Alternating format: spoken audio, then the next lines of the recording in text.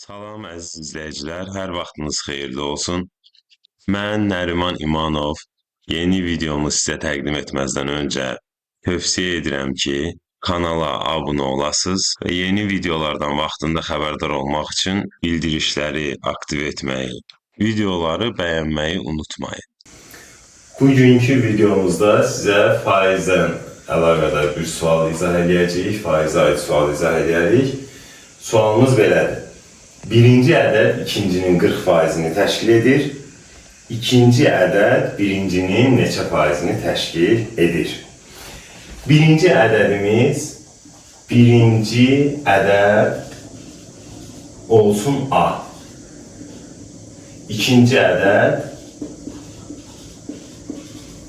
olsun B. Faizi nisbətə çevirmək üçün, əgər A ədədi B ədədinin 40%-dirsə, onda A-nın B-yə nisbəti 40-ın 100-ə nisbəti olacaq. A, B-yə nisbəti bərabərdir 40-ın 100-ə nisbəti. Biz tapmaq istəyirik ki, B ədədi A ədədinin neçə faizini təşkil edir? Bunun üçün B-nin A-ya nisbətinə baxaq, sonra nisbəti faizə çevirərik. Onda B-nin A-ya nisbəti bərabərdir 100-ün 40-a nisbəti. Yəni, bərabərdir 2,5.